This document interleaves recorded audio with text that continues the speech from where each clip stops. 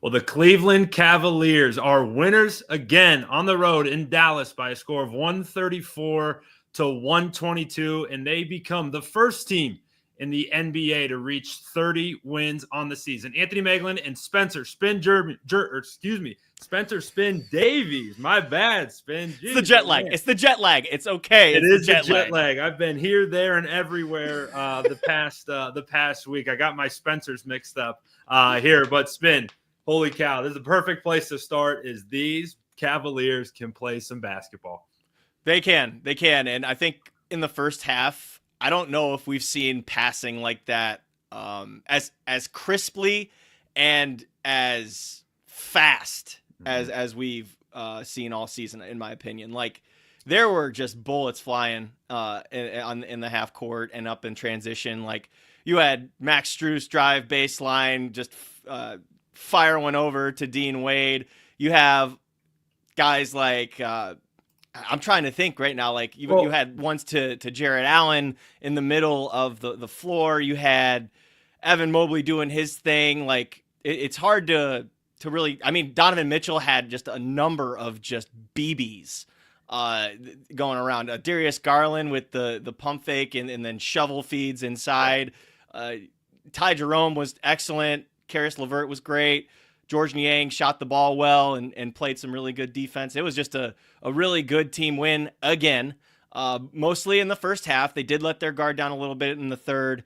And credit to Dallas, because Quentin Grimes really did come to play in that quarter, and saw some good stuff from Brandon Williams and guys that really don't get the opportunity to have ball in the hands like they did tonight when Kyrie Irving and Luka Doncic usually are running the show. So that's going to happen sometimes. But I thought overall, and you just look at the lay of the trip itself and how they went 4-0 and continue this winning streak that they're going on and coming back home again Sunday to have 3 in a row at home. The vibes have to be pretty high right now. And it's what's new. What else is there to talk about? Who are you going to guard on this team right now? They're just clicking on all cylinders. It's really tough to stop. It's incredible. We're going to get into a lot of details of this game and certainly of this road trip, because this is really our first time to kind of talk about it. Spin's the face of Cleveland Cavaliers on SI here, and we got so much to cover. But Spin, you talked about some of that ball movement there in that first half.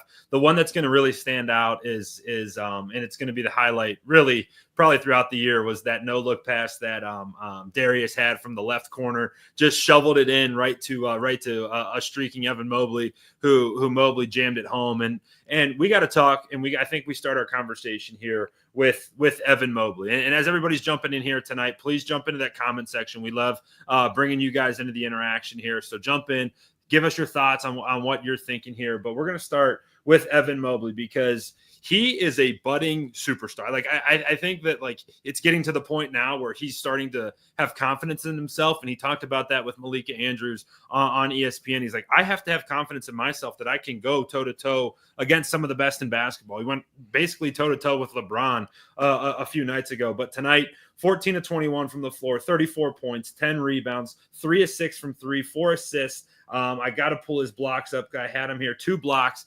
Stat sheet stuffer. And when he is shooting the ball like he is and playing with this much confidence, he makes this Cavaliers team almost impossible to stop. And it's the variety that Evan's doing it with now. It looks like he's turning into a 3-level scorer. He's at the rim in the paint. You saw a couple of post-ups tonight, whether it was against Klay Thompson or putting his body into one of Daniel Gafford or Derek Lively. Then you had the mid-post where you had the turnaround faders. He's been hitting those more as of late, just over the top of guys, even if they're contested. But he's got that going for him. And then, like you said, he's stepping out to the 3. He's not just taking the catch shoots in the corners or on the wings now. He's doing off-the-dribble stuff. He's taking them in transition now. And what that's doing is it's just bending these defenses to their will, because if he's starting to, hit those shots with consistency, then you've got stars waiting for the ball. Like, he found Jarrett Allen in the second half, very much so, on some big-to-big feeds. You have Donovan Mitchell, who's always a threat. Darius Garland is always a threat. How about the job that Dean Wade did cutting tonight, just from the corners, and even had a rack attack from from a baseline You got drive it. that shook the Wait. entire arena. Continue.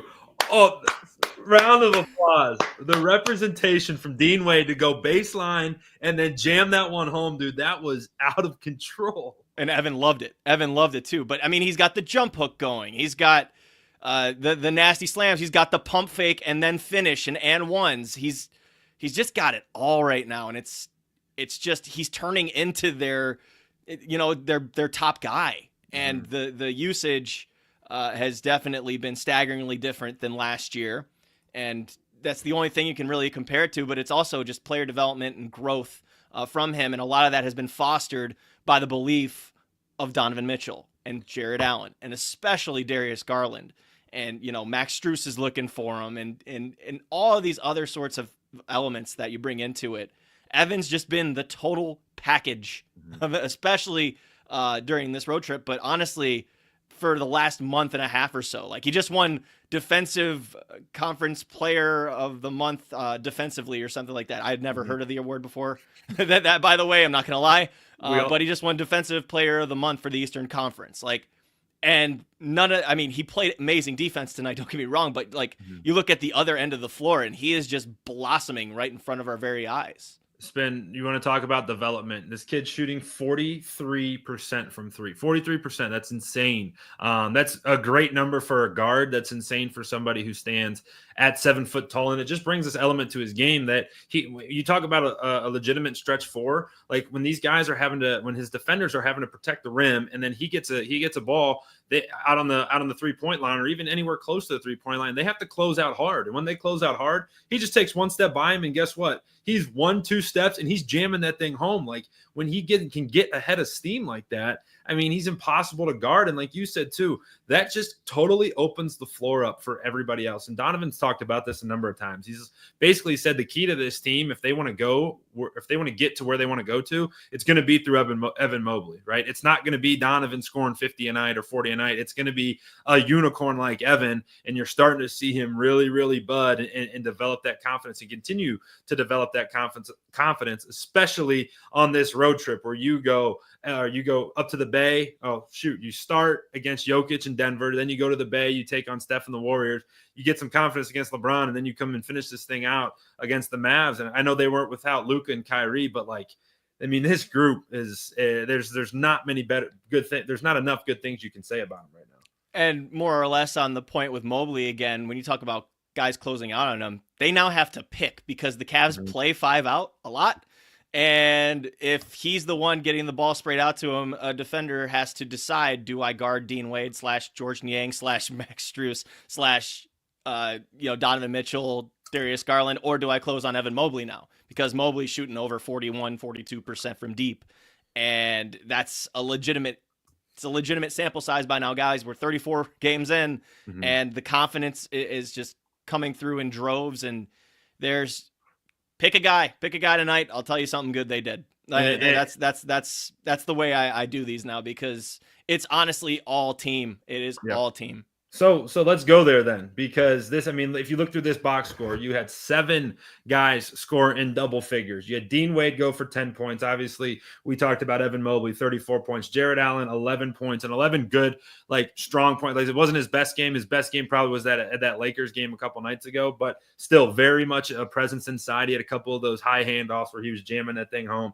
Darius had 16 points, 9 assists. He was special again, passing the balls, threading it everywhere, and also hit a few tough threes. You had Donovan go for 15 points. He had 7 in the first 2 minutes, and then became that leader, that distributor. It kind of felt like, hey, we know this thing's in the bag, and I'm gonna pass it off to everybody else. And then off the bench, George Niang with 15 points. He had 3 triples, and then Karis LeVert with 17 points. So those are not only just 7 players getting just scratching double figures. You had 7 guys, well within the double figure mark. And I kind of want to start with Karis LeVert here, Spin, because Darius Garland early in the game got an injury.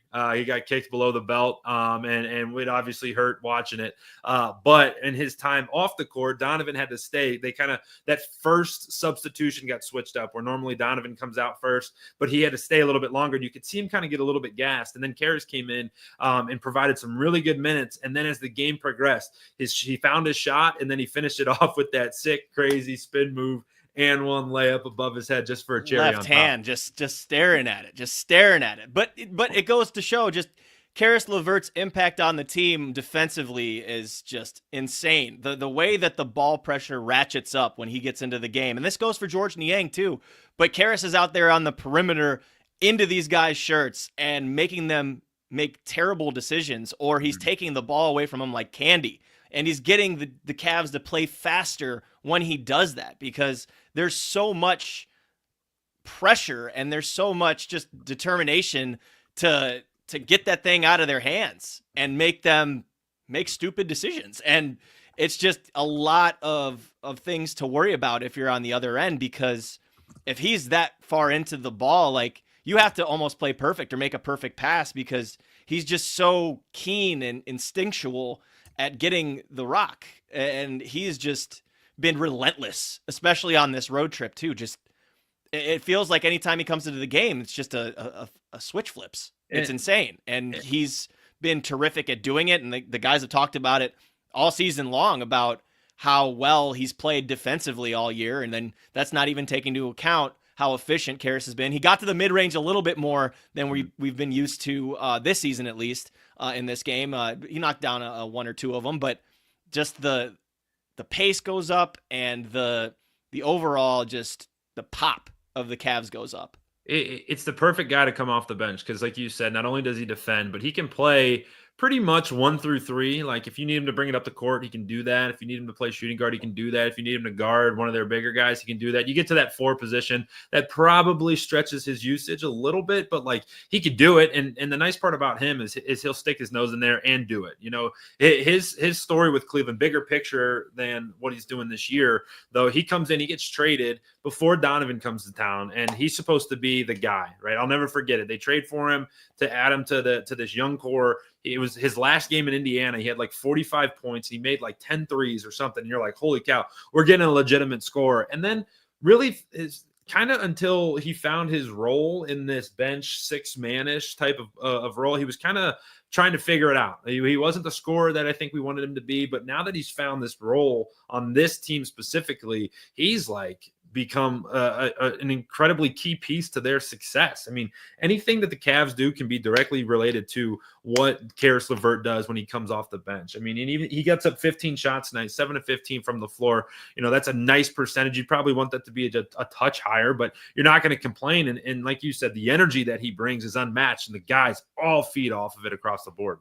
And I think playing with Darius Garland and Donovan Mitchell over the last couple of years has helped too. And I mean, credit to JB Bickerstaff too, because he threw Karis in all sorts of roles, and sometimes it was by necessity because of injuries, but other times he's like, okay, you're going to guard the best man tonight. Okay, you're going to be our lead guard tonight. You're going to be the one to distribute tonight. Like, he had been the jack of all trades type of player for them the last couple of years. This season, it seems more defined. He knows where his guys are going to be. He knows what they expect of him, and Kenny Atkinson has gotten that efficiency out of him to where he's taking threes and he's getting to the lane, and it's either getting an easy shot, it's dumping it off to a teammate underneath, whether it's Jared Allen or Evan Mobley, or he's getting to the free throw line, and it's not really too much of that in-between stuff where he gets caught sometimes. And you got to credit Kenny Atkinson for doing that, because he worked with him in Brooklyn and even admitted that he failed him in his shot profile. And clearly with this team and in this role where he knows where shots are coming from, he knows how to find guys. And I think to a broader topic, Megs, is just these guys know what spots everyone's going to be in at this point. So even with those passes I was talking about earlier, the ones that were whipping around, everyone knows where they're going to be. They're almost like touch passes, and it's like passing before the guys even catch it, that they know, like it's like volleyball. Like I don't know. I don't know how to describe it, but if you watch that second quarter, it was just a thing of beauty to watch. My favorite possession of the entire game was the one where Ty Jerome ended up with an easy left-hand layup. Oh my gosh. They were just passing. Yeah, they were passing it back and forth. They were pinballing that thing around to the point where Dallas said, screw this. He's getting in wide open lane. All right, let him have the 2. Like, we're done chasing these guys around. And that's what happens when you wear teams down and just snatch their souls, quite frankly. It's incredible, and further to that point, one of my favorite possessions of the night, and this was funny. I asked Kenny about this after Coach Atkinson about this after the Lakers game when Max Strus got hot in that third quarter. I made a joke about the Avalanche thing, and he was like, "Yeah, it's real." And he goes, he as coach or them as coaches don't have to adjust anything because to your point, he said these players are so smart that they know, hey, one guy's got the hot hand. We got to get him the ball. I'm going to do anything to do so. And like you said, this passing on this team is out of control. And the one possession that really sticks out to me is when Max Strus drove and he kind of came from the wing and kind of got baseline and then just one hand whipped that sucker out to Dean Wade, who was on that left wing, caught it, catch, shoot, nothing but net. Reminded me of my shot back in the day where it's just cash, nothing but nylon, just ripping nets and burning them. But Dean Wade on the night, 10 points. He doesn't really stand out like statistically. 10 points, 3 rebounds, 2 of 3 from 3, 4 of 5 from the field in 26 minutes. But he is such a glue guy for this team. And you go back a few nights, Steve Kerr talked about his impact and how he kind of separates this team because he's in it all. He's in every possession. He can defend down low. He can rebound, and then he can stretch it on the other side and shoot it and be a really good element to the Cavs offense and defense. Yeah, he stretches the floor out, and then as you saw tonight, like we mentioned earlier, he darts baseline, ends up cramming the ball. You look at the job he does. I know he didn't get quite as much tonight, but the job he does on the glass, I think, is really important. And defensively, like he's just a big body who can keep up with you because he can cover a lot of ground and he's able to laterally move the way he does. He's just really good in that. And I think Kenny's brought out a lot in him too, in the sense of off ball. He is not only just cutting from the corners, he's cutting middle. He's making the extra swing pass when he's out on the wings, and he's ready to shoot when he's in the corners, and he's ready to shoot when he's on the wings, as we saw tonight too. So add that in there. He's not going to take a ton of shots every night because of just how many guys on this team can shoot and score, but he has the freedom to do so. And if you have one of those freedom to do so nights, we saw what's happened in the past, against Boston last year, I think was a prime example of that. There were games earlier in the season too, where he's just letting it fly and ends up, just torching the nets. And then all of a sudden those guys have to worry about closing out on Dean. So it's just like a constant cycle of who do you guard? What do you do? George Niang tonight, you said it, nails 3 threes, but he's putting it on the floor, making the little touch shots. He had a nice jump hook. He's got a ton going for him. Ty Jerome, just a beautiful, masterful job of getting the ball to Jarrett Allen inside, especially in the third quarter. Jarrett with the little touch shots from about 4 or 5 feet, where he's really, really solid in the paint area, and obviously one of the more efficient centers in the entire league. And again, go down the list. Yeah. Go down the list. I don't know what else to say. I in the third quarter, if you want to be nitpicky, they gave up a little too many driving lanes. Quentin Grimes got going. I thought that Brandon Williams had a good game. Jaden Hardy looked pretty solid too. I really like him, by the way. PJ Washington had some things go down in the fourth quarter.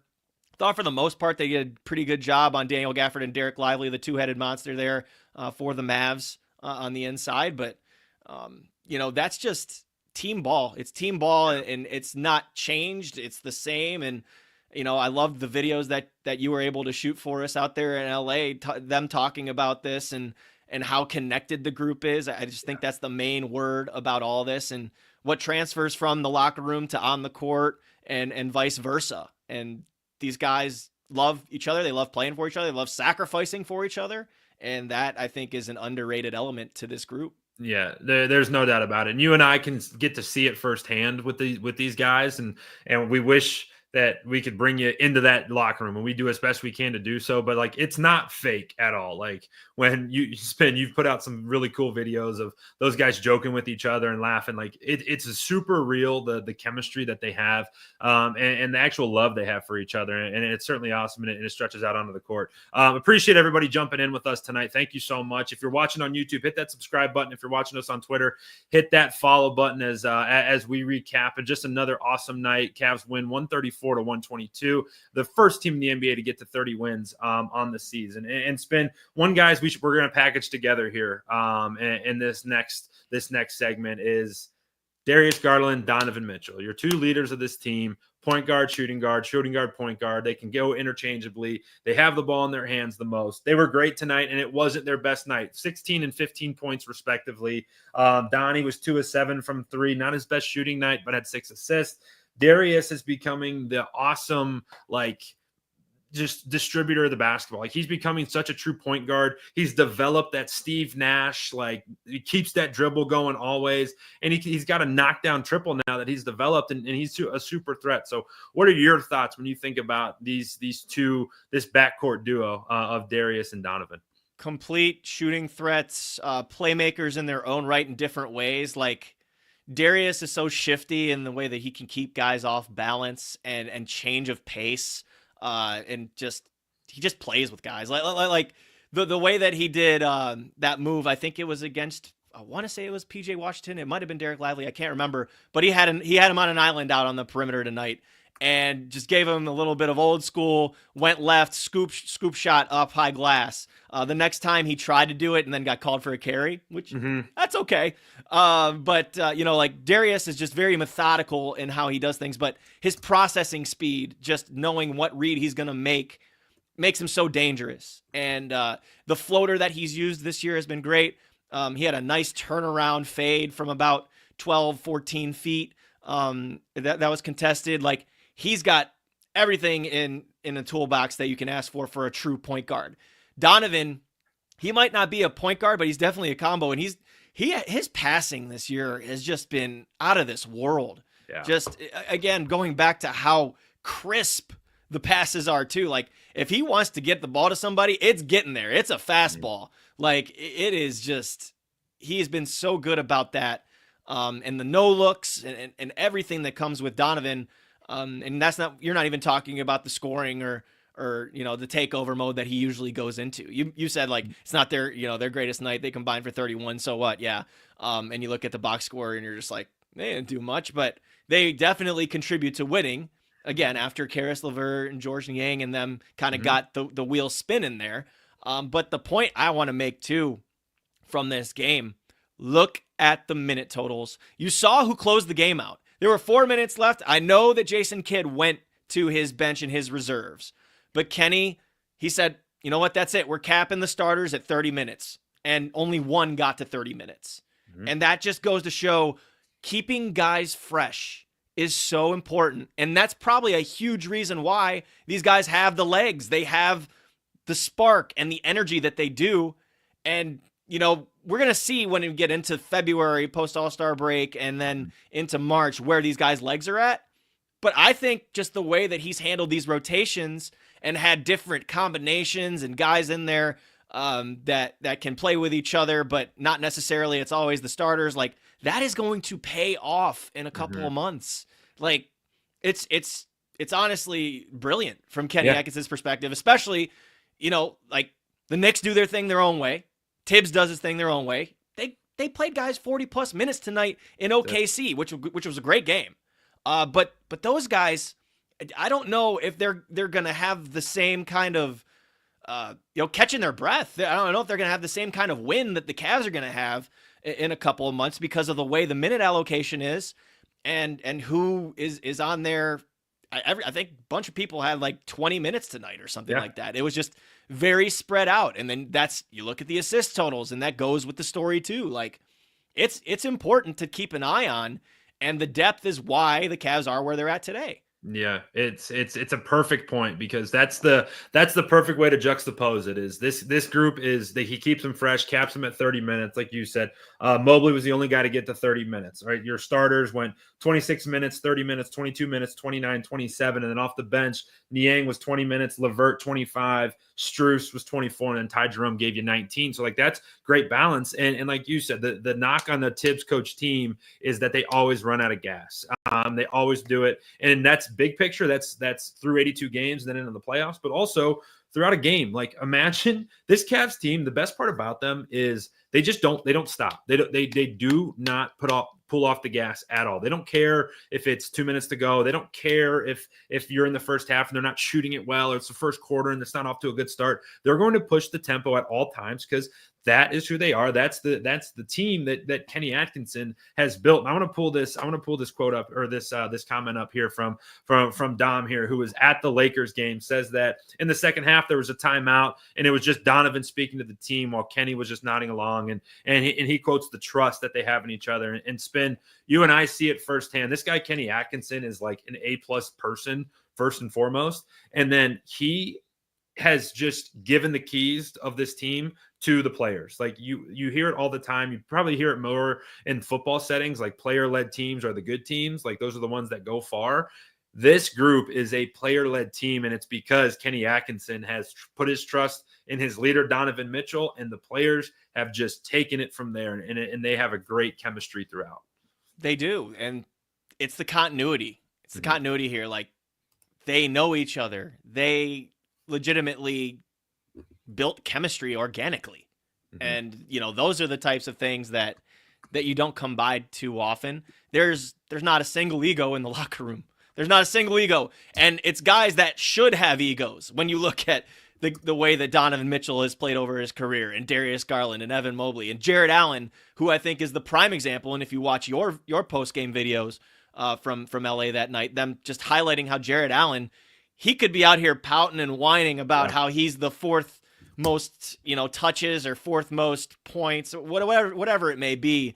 Not as involved as we've seen in the past, but he just keeps trudging along, and he's sacrificing for Evan, and he's sacrificing for the other guys because he's a good passer and starts, kind of getting the actions going for the guards and drawing all that attention in the paint and letting the other guys succeed. So that's a perfect example of what sacrifice truly is. And you don't get that in droves the way you see in Cleveland this year.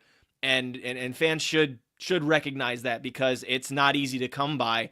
You look around the league at some teams in turmoil and stuff like that. But even the ones that win, I'd say Cleveland, New York, OKC, those teams all have a really good locker room and really good chemistry together. But this one's really sticking out to me, Mags. It's just there's something about the belief and the energy and the flow and the understanding of what they need to accomplish. And even the downplaying of, it's cool, we're winning, we're enjoying the process, don't get us wrong, but it means nothing until, which, I think that's a great attitude and mindset to have, and it just trickles down throughout the organization. It's the right attitude, because as Donovan said in the quote you're referencing, if we get bounced in the first round, all of this is for naught. He said they're developing, they're learning through the process, they're learning how to win games in different ways, and all of that will show dividends in a 7-game playoff series. But when it is come time of April, May, and June, they got to show up and do it in a big way. So, Spin, we joke about you. We joke with you often about signature win, signature this, signature that. I'm not talking signature win tonight, but this road stretch, this 4-game set, I thought was, this isn't groundbreaking. Everybody thought that this was the most critical point in the season for the Cavs. Like, they could go on this stretch, and let's say they go 2-2. I was calling for them to go 2-2, and that'd be a success. But let's say they would have went 1-3 or 0-4. Then you're like, maybe it's a little fool's gold. Or they go 2-2, and you're like, yeah, they're right where they need to be. They go 4-0, man. And I don't care that the Mavericks were shorthanded tonight without Luka and Kyrie. Like, that's the end of a road trip. They're coming home. They're flying home tonight, ready to get back.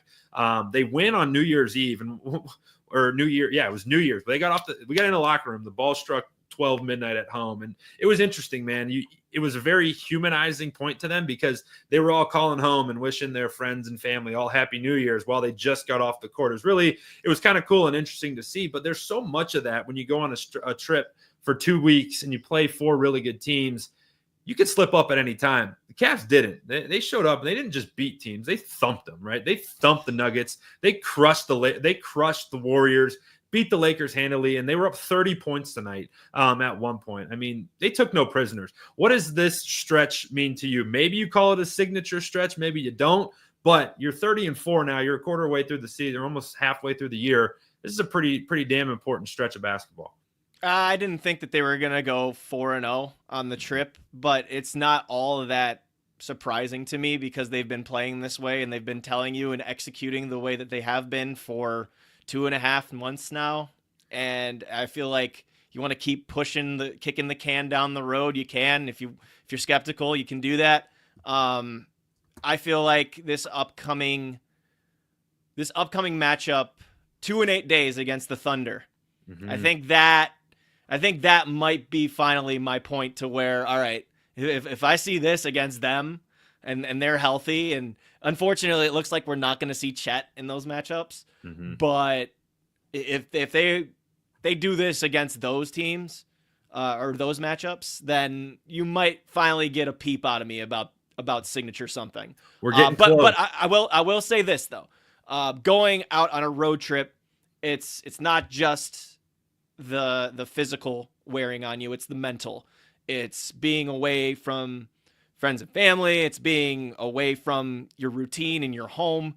They only had one back-to-back, so that was nice. Like they played 3 and 4 nights or 3 and 5 nights to start it, and then they had a nice little break after New Year's, and then obviously played tonight here against Dallas.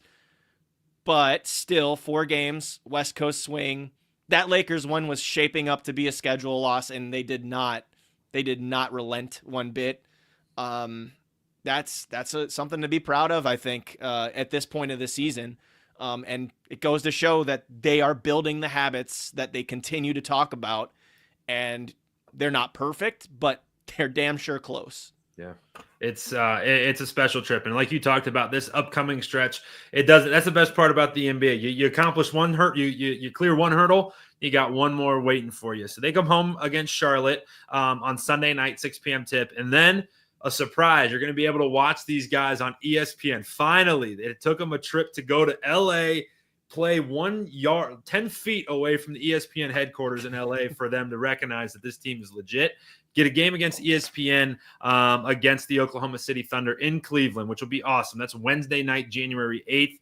And then Thursday, you get a game against the Toronto Raptors. You go back-to-back, a Sunday, Tuesday, a home and away against the Pacers, and then you head down to Oklahoma City. That game will be on TNT. So we're going to get some national coverage. It's going to be awesome to see our Cavaliers on the big screen against the Oklahoma City Thunder, who we're super excited about this start.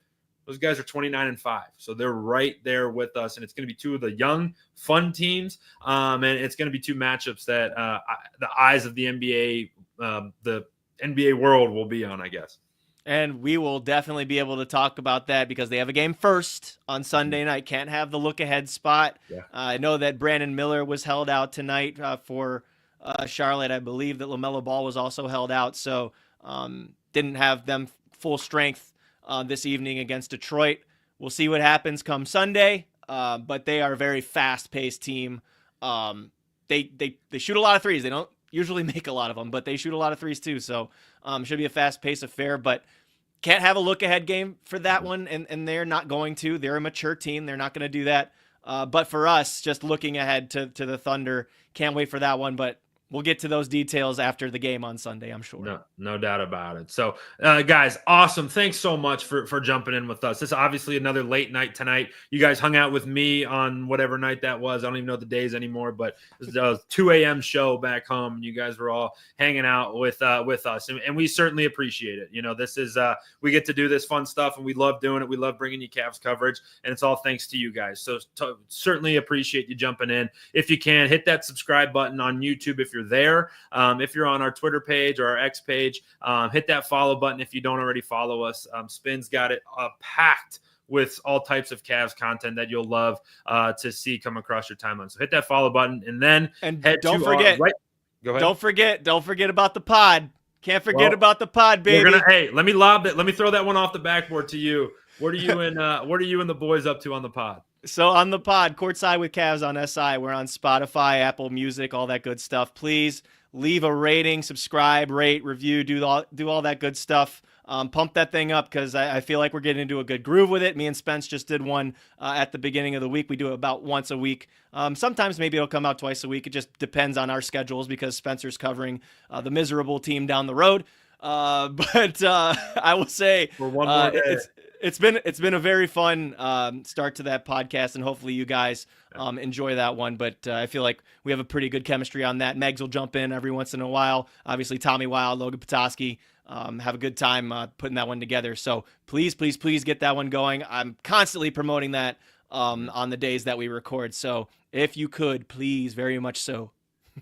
Also, right below me, si.com/NBA/Cavaliers for all of our written content. So we got content galore. You can find us anywhere. Search Spencer Davies. Something will pop up here. I don't know if it's not a good looking picture of him, but it's good content that you'll certainly enjoy. So, Spin, before we get out of here, any final thoughts coming from you? No, man, just looking forward to Sunday. It feels like forever since I've watched a Cavs game at home. It's only been since December 23rd, but these holiday weeks, they just have you all sorts of rattled. You don't know where you are. You don't know what time it is, what day it is. And it felt like it was a month. So looking forward to having the wine and gold back at Rocket Mortgage Fieldhouse, and should be a fun one just to see the crowd embrace them coming back. Yeah, Sunday night, 6 p.m. You don't have to worry about the other team, the other franchise in town. It should be all eyes on the Cleveland Cavaliers as they look to speed into the All-Star break and then come out of it with their eyes set on a long playoff run. But until then, tonight, huge win for the Cleveland Cavaliers, 134-122, closing out this West Coast road swing with a perfect 4-0 record. They're back home Sunday night, 6 p.m. Back at Rocket Mortgage Fieldhouse. We'll be there right along with them. So for my partner, Spencer Spin Davies, I'm Anthony Moeglin. Thanks for joining us on the Cleveland Cavaliers on SI YouTube channel.